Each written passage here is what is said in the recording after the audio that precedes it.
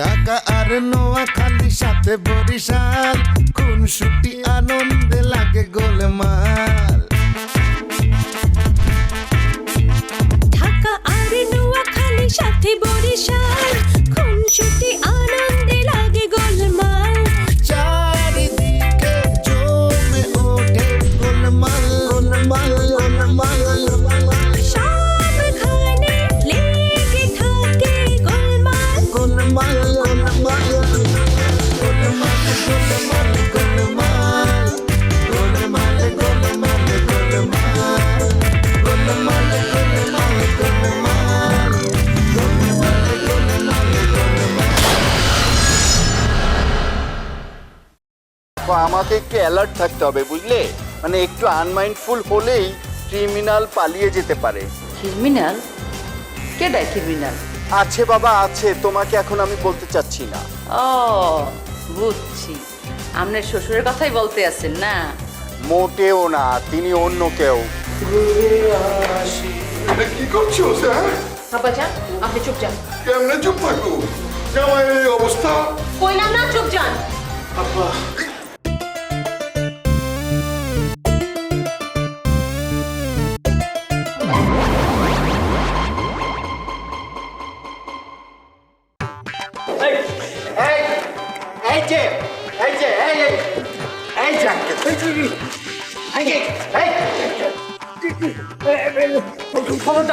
খবরদার খবরদার, আরে ধরবা না, আরে আলগি দিবা না। আই তো তোমার শাশুড়ির লোকে দেখা করতে যাইতেছি। মিথ্যা কথা বলার আর জায়গা পান না না? আমার শাশুড়ির বাড়ি তো ওদিকে, আপনি তো ফেলে চলে যাচ্ছিলেন। আরে বাউরে, আই তো আর বাড়ি যাইতেছিলাম কিছু টিয়া আনোরে লাই, ওই যে ড্রেসটাও বদলান লাগবো। আমি তো কতদিন যাবৎ বাড়ি ছাড়া, বুঝতে হইতেছো না? এই ড্রেসটা বদলান দরকার। কোনো দরকার নেই, আপনি ড্রেস পরে বদলাবেন। আগে আমার শাশুড়ির সাথে দেখা করবেন, তারপরে চলেন। আরে থামো থামো তো, থামো তো। আরে আর বাসা তো বেশি দূরে না, কাছেই। ড্রেস চেঞ্জ করতে কতক্ষণ সময় লাগবে? হ্যাঁ, আরে 5 মিনিটের ব্যাপার। তুমি এনে খাড়াও, আমি ড্রেসটা পরে চলে এসতেছি। আপনাকে কোনো বিশ্বাস নেই। You are from Noakhali. Russell ভাইপারকে বিশ্বাস করা যায়, তবু আপনাকে বিশ্বাস করা যায় না। এই কথা বুঝ করি বলবা, যাই তুলি কথা বলতেছো না?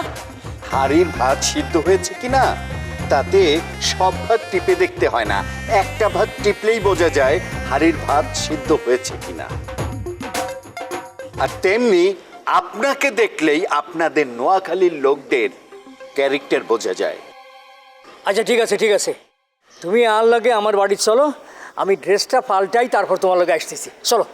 আপনার বাড়িতে গেলে আপনি আমাকে আটকে ফেলবেন। ওরে বাবুরে, ব্যাগ কথাই নেগেটিভলি নিতেছে। হ্যাঁ, আরে এই কথা তো আমিও চিন্তা করতাম পারি না, যে তোমাকে বাড়িতে গেলে তোমরা আরে আটটায় রাখতে পারো, কিন্তু আই সে কথা চিন্তা করতেছি না। আই তোমাকে বিশ্বাস করতে চাই। ওই যে কবি বলছেন, বিশ্বাসে মিলায় বস্তু, ইয়াল্লাই আই তোমাকে বিশ্বাস করতাম চাই। আচ্ছা ঠিক আছে, চলো। আর বাড়িতে যাইবা, যদি সাহস না থাকে ভিতরে ঢুকানোর দরকার নেই, বাইরে খাড়াই থাকবা। নো নো নো নো, আগে আপনি আমার সঙ্গে যাবেন। আরে না না, এই পোশাকে তো যেমন যাইতো না। তোমার শাশুড়ি একজন মহিলা মানুষ, তার সামনে এই পোশাকে যাওয়াটা ঠিক না, ময়লা হয়ে গেছে কাপড় চোপড়। কিচ্ছু হবে না, আমার শাশুড়ি পোশাক দেখে না, মানুষ দেখে। না না, তাও তুমি বুঝতে পারতেছো না, মানে আর নিজেরও তার ভালো লাগার বিষয় আছে, তাই না? এই তুমি খারাপ, আমি আসতেছি। হ্যাঁ, নো নো নো নো। ঠিক আছে ঠিক আছে, আই তোমার শাশুড়ির লগে আগে দেখা করতাম, যাও তুমি আগে আগে যাও, আমি তো অফিসে আসতেছি। চলো। আচ্ছা, আপনি আমাকে বোকা পেয়েছেন। আমি আগে আগে হাঁটি আর আপনি পেছে পেছে দৌড় দেন, তাই না? চালাকি সব বুঝি, চলেন। ঠিক আছে ঠিক আছে, আমি আগে আগে যাইতেছি। বাবুরে জিগারাটা।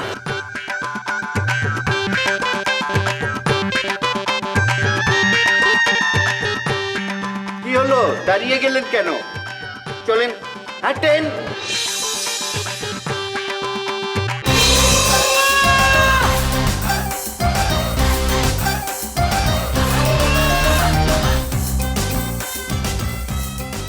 এই এই, আল্লাহ বাঁচাও বাঁচাও।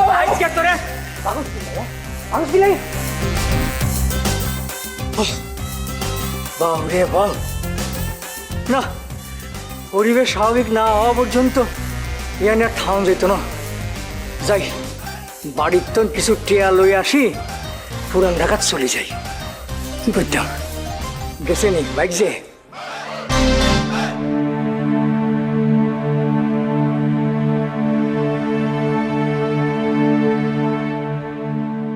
আপনি জানেন আমার আম্মা জানরে ম্যানেজ করার লাগা আজমল চাচা জহির নামের এক লোকরে ঠিক করছে। এক্স্যাক্টলি। আর এই কথাটাই কিন্তু প্রমাণ করে আমরা যেটা গেস করেছি ওটাই হয়েছে। এই যে চাচা জানের মাথাটা খারাপ করেছে নাজমুল আঙ্কেল। আর তা না হলে তো এই ধরনের একটা লজ্জাজনক প্রস্তাব নিয়ে তো আপনার আম্মুর কাছে আঙ্কেলে যাওয়ার কথা না। আমার কথা হইলো আজমল আঙ্কেল জানলো কেমতে যে জহির আম্মা জানের আগে থেকে পরিচিত ছিল। ওনার ধরতে হইব, ওনারা ধরলেই জানা যাইবো যে ওনার এই কথা কইছে কাটা। এটা তো সিম্পল, আঙ্কেলের সাথে ওনার আগে থেকে পরিচয় ছিল তাই। কেমতে? আরে ওই যে জামাল কুদু, আপনি ওকে চেনেন? আরে ওই যে আজমল আঙ্কেল মাসুম আর তার ওয়াইফের সাথে যে ডিভোর্সের জন্য রিক্রুট করেছিল লোকটা। আরে ওই লোকটা আসলে উকিলও আসছিল না। ওনার আসল নাম জহির, তবে অনেকে বলে ওনার আসল নাম দ্বীন ইসলাম। কিন্তু আমার কাছে কেন যেন মনে হচ্ছে ওনার আসল নাম আসলে জহির। আর এই আপনাদের পরিচিত জহির আর আজমল আঙ্কেলের পাঠানো যে ভাড়া করা ভুয়া উকিল জামাল কুদু, এই দুজনই এক। আচ্ছা ঠিক আছে, ধরে লইলাম আপনার কথাই ঠিক, কিন্তু যেই লোক ভুয়া তারে দিয়ে আবার কাম করে বুকেলা। এটা তো সিম্পল, উনি আপনার আম্মুর আগের পরিচিত তাই। আম্মা আসলে এই হিসাবটা মেলাবার পারতেছিল না, তো অনি আমার আপনার কথা মনে হয়েছে, এর লাগে আপনার লগে কথা কইতে চলে আইছি। Thank you. আরে এত ফর্মালিটিসের কোনো দরকার নেই। ও তাহলে আর ফর্মালিটিস দেও না? কোনোই দরকার নাই, নো নিড। দেখেন আমারও যদি একবার মাথায় বসায় দেন, মানে আমি যদি মাথায় চড়ে বসি, তখন কিন্তু আর সহ্য করতে পারবেন না। তো একটু শুনি কেমন অসহ্য অসহ্য কাজ করবেন আপনি। এইটা তো অন করবার পারুম না, সেটা সময় ঘটনার উপর নির্ভর করতেছে। কোনো সমস্যা নাই, আমি সকল ঘটনার জন্য প্রস্তুত আছি। আচ্ছা রিয়া আইব কবে? হঠাৎ এই প্রশ্ন? না, রিয়া আইলে পরে তো আর আমি আপনারা জ্বালাইবার পারুম না। রিয়া আসলে ওরকম মেয়ে না। আপনি লুকাইতেছেন, আপনার চেহারা দেখে বোঝা যাইতেছে। ওই যে একটা কথা আছে না ইংরেজিতে, face is the index of mind. আচ্ছা ধরে নিন না, ধরে নিন রিয়া আমার জীবনে নেই, তাহলেই তো লোক। আপনি যে চিন্তা কইরা হিসাব কইরা কথাটা কইতেছেন, সেই হিসাব তো মিলব না, তাই লাভ নাই। বেশ বুদ্ধিমান আপনি। হ্যাঁ, মাইয়াগো বিষয়ে বেশি বুদ্ধিমান হইতে হয়। বুদ্ধির আবার জেন্ডার কিসের? আমি তো সবসময় বুদ্ধিমানই বলি। যাই হোক, আমি যাই। নো, কিছু খাবেন তারপর যাবেন। মনে খুব ফুর্তি ধরছে না? হ্যাঁ, খুব খাওয়াবার চাইতেছেন? না, ব্যাপারটা তা নয়, আপনি সবসময় আসেন কিন্তু না খেয়ে চলে যান। ও, এ লেগা খাওয়াবার চাইতেছেন? খাও। বেটার আমরা বাইরে কোথাও যাই, বসে আড্ডা দিলাম, খাবার দাবারও হলো। কেলা ঘরের ভিতরে খাওয়ার দাওয়ার কিছু রেডি নেই কা? আচ্ছা আপনি যাবেন কিনা বলুন। আমার হাতে কিন্তু বেশি টাইম নাই, বেশিক্ষণ দিবার পারবো না। ঠিক আছে, আপনি যতক্ষণ বলবেন ততক্ষণই আমরা বসে আড্ডা দিলাম, খেলাম। ঠিক আছে, যান রেডি হয়ে আমি বসি। 2 মিনিট বসে।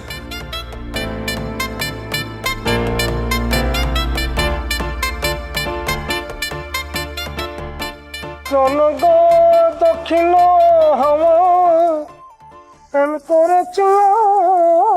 আরে ভাই দাঁড়ান দাঁড়ান দাঁড়ান, ওখানে দাঁড়ান, একদম আগাবেন না, ওখানে দাঁড়ান বলছি। আপনার যদি কিছু বলার থাকে আপনি দূর থেকে বলবেন, ওখানে ওখানে থাকেন।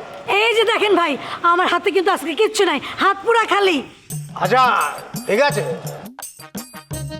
তাহলে আসুন, কাছে আসুন, কি বলবেন? আচ্ছা সেদিন আপনার বাড়িতে যায় কইছিলেন কেন? মিশা কথা। আচ্ছা আপনি কোন বাড়ির কথা বলছেন বলুন তো, কার বাড়ি, কোন বাড়ি? ওই যে বরিশাল লোক বাড়ি, কেন আপনার মনে নাই? ও বরিশাল, হ্যাঁ বিলক্ষণ বিলক্ষণ মনে পড়ে গিয়েছে, একদম মনে পড়ে গিয়েছে। ওই যে আপনি আমাকে একদম আম দুধ দিয়ে আপ্যায়ন করেছিলেন না? কি কল? আপনার আমি আম দুধ দিয়ে আপ্যায়ন করছিলাম। আরে বাবা তাই তো করবেন, এখন সময়টা কি ম্যাঙ্গো টাইম। এখন যে কোনো মানুষ কারো বাড়িতে গেলে ম্যাঙ্গো এনে হাজির করবে, এটাই তো স্বাভাবিক। ফাইজলামি করেন তাই না? আপনারা আমি বটি দিয়ে কোপাই দিতে চাইছিলাম। বাহ, এই তো পেয়ে গেল। আরে এটার জন্য তো আমি অপেক্ষা করছিল কখন এই সংলাপটি একদম আপনার মুখ থেকে বেরিয়ে আসবে। হয়ে যাবে, এখন অ্যাটেম্প টু মার্ডার কেস তোকে দেবো। হ্যাঁ, আপনি যে আমাকে মার্ডার করতে এসেছিলেন, অ্যাটেম্প টু মার্ডার, এটা এখন কেস আমি সম্পূর্ণভাবে ঠুকে দেবো। না না ভাই ভাই ভাই প্লিজ এই কাজ করেন না ভাই, আমার খুব ভয় লাগে পুলিশ দেখলে। ভাই ভাই ভাই ভাই ভাই আপনি যা করবেন আমি তাই শুনবো। বলেন এখন আমার কি করতে হইব? খালি আমার নামে মামলা করেন না। ব্যাস হয়ে গেল, বিলক্ষণ হয়ে গেল। মামলা আর হবে না গো, করবো না। হ্যাঁ, শুধু ছোট্ট একটি কাজ করে দিতে হবে, বুঝতে পেরেছেন?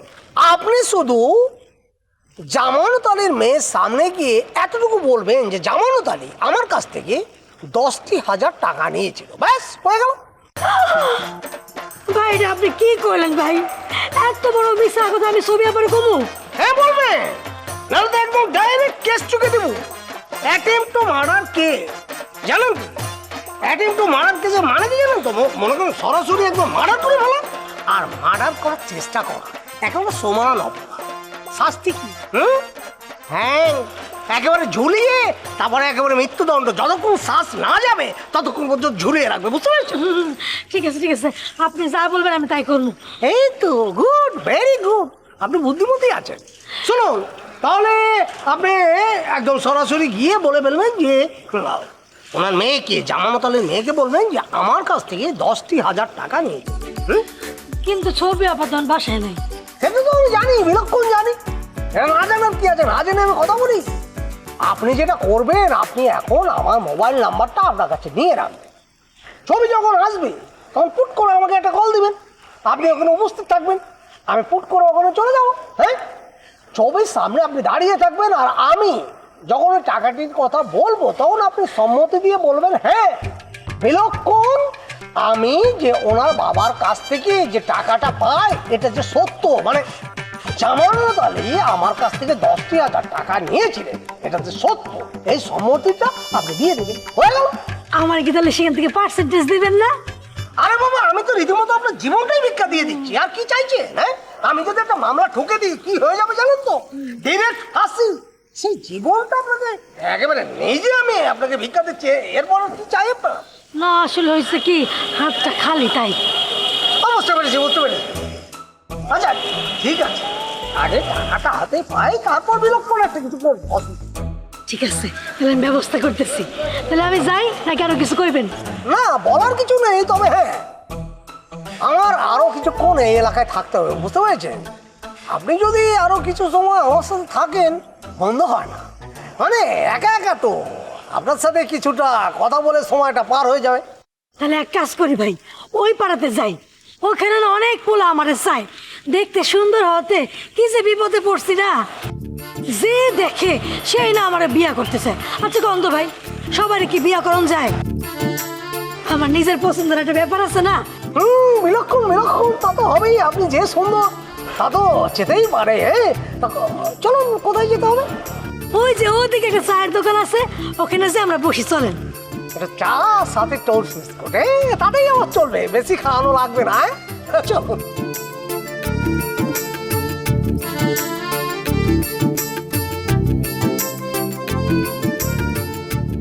তোমার দেখে আমার খুব খারাপ লাগতেছে, খারাপ গামছারে ডাক দিতেছি। না না, ইতিরনো রাইখোস, ইতে কাছে আই নিরাপদ না, আই টল্লা আগের তো না। আরে ওনার কিচ্ছু কইব না কাঞ্চা। না না আব্বা, অন্য বুঝলে কর, আই তিরাক করে পছন্দ না করে। আচ্ছা ঠিক আছে, বহ বহ।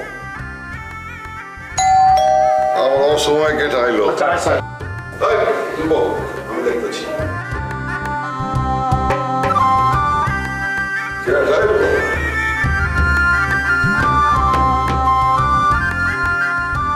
আসসালামু আলাইকুম। ওয়ালাইকুম আসসালাম। আপনি? জি, এই নবাবের লগে একটু দেখা করতে চাই। নবাব তো পাইতে নাই কা? ও, রাইতে কইয়া ছিলেন? নবাব আরে থাকনের ব্যবস্থা করে দিছিল। অহন নবাবের কাছে আছেন কেলা? আরে তো নবাব আইতে বলছিল। নবাব আপনাকে ডাকছে কেলা? ভাই আপনি বুঝতেছেন না, ওই যে জামাল কদু আছে না, হাতে তো আল্লাহকে প্রতারণা করছে, তাই আইছে। করবই তো, ও ভালো মানুষ নাকি? প্রতারক একটা, এক এক সময় এক এক বন ধরে, কখনো উকিল কখনো লুলা ফকির। আপনি গেছেন কেলাহার কাছে? হ্যাঁ, ভাগ্য বলে আপনার কাপড় চোপড় খুলে রাখে নাই। আরে কি বলতেছেন আপনি, একটু ভদ্রভাবে কথা বলেন না। হ্যাঁ, আর কাপড় চোপড় খুলে নেব মানে? নবাব রে খুঁজে লাভ নাই, নবাব আর কোনো সমাধান দিবার পারবো না। ভালো কথা, ঘটনাকে এটাই তো উনি নাইকা। কি করছে জামাল কুতু? আনলেরে বলি কি লাভ, আপনি তো ক্যারেক্টারগুলোরে চিনেন না। নাম কম দেয় চিনি নাকি? ওই যে ওই আতরজান চিনেন? ও, এই যে আতরজান, বরিশালেরা আতরজানের আর বিরুদ্ধে উস্কাই দিছে, বুঝছেন? আই জামাল কুদুরে টেয়া দিছি আতরজানরে ম্যানেজ করেন দিকা, কিন্তু আতরজান ম্যানেজ করে না, টেয়া লই খাই হালাইছে। তো ইয়ারে নবাব কি করবো? না মানে ওই নবাব যদি জামাল কুদুর একটু ধরত, মানে এর আগে একবার ধরছিল, এইবারও যদি দড়ি দিত তাহলে। ঠিক আছে, আমি কমনে। আব্বা ভিতরে লইয়েন না ভিতরে লইয়েন না কারা। নিজের জায়গায় থাকো। আচ্ছা আসি। শোনেন, ইয়া আপনার সমস্যার মধ্যে আমার পোলারে জড়ায় না। আপনার সমস্যা নিয়ে আপনার জামাল কুতুর লাগে বুঝিয়ে। আয় আর সমস্যা লই কার লোকে বুঝুম না বুঝুম এটা তো আর ব্যাপার, আপনি ডিকটেশন দেওয়া লাগবে নি। হ্যাঁ আসি।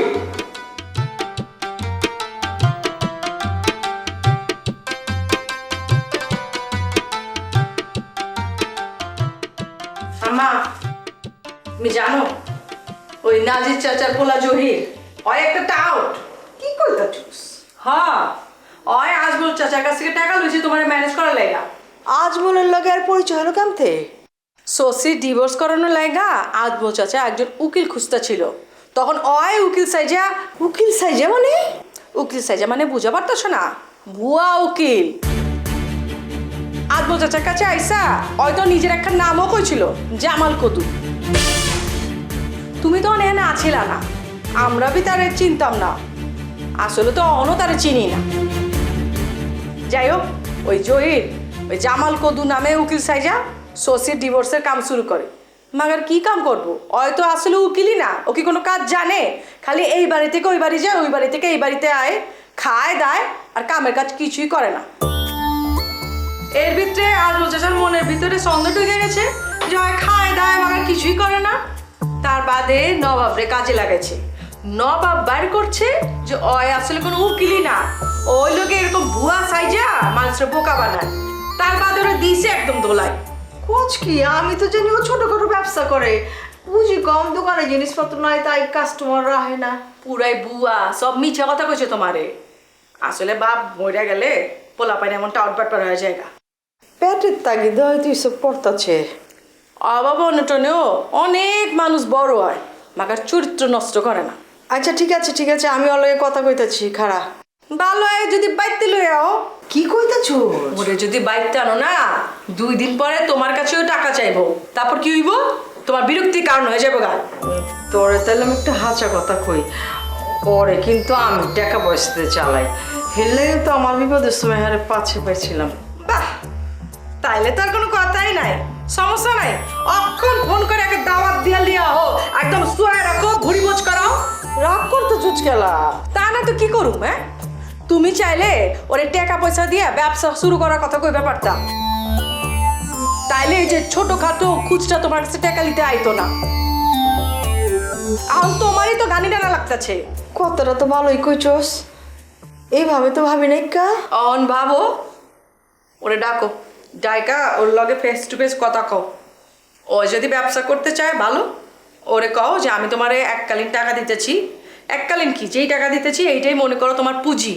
এইটা দিয়া যদি তুমি ব্যবসা খাড়া করাবার পারো তা ভালো, না পারলে খোদা হাফেজ। তুমি কিন্তু আমার কাছ থেকে আর টাকা পাইবা না, এটা মনে রেখো। তাইলে তাই করি। হ্যাঁ, না ওরে খালি খালি বাড়িতে ডেকে আনার কোনো দরকার নেই। যা কর ফোনে কয়ে দাও, ঠিক আছে? ঠিক আছে। বাড়িতে আনানোরই দরকার নাই। আচ্ছা তাহলে ফোনে কমনে। তাহলে তো আমি কামটা ভালো করি নাই।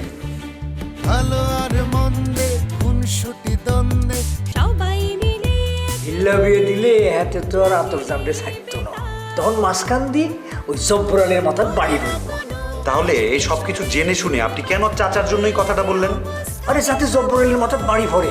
ধরো তোমাদের বাড়িতে যখন মুঘলে আজম ভাড়ার জন্য এলো, তখন কিন্তু তোমরা তাকে চিনতেই না। বিয়ের কারণ তো মোর ড্যাডি। মোর ড্যাডি বিয়ের আগেই বরিশাল ছাড়ছে, সব জমি জমা বেচা ঢাকায় ব্যবসা শুরু করছে। আর ব্যবসা একটু দাঁড়ানোর পরে এই বিয়ে শাদী করে ফেলাইছি।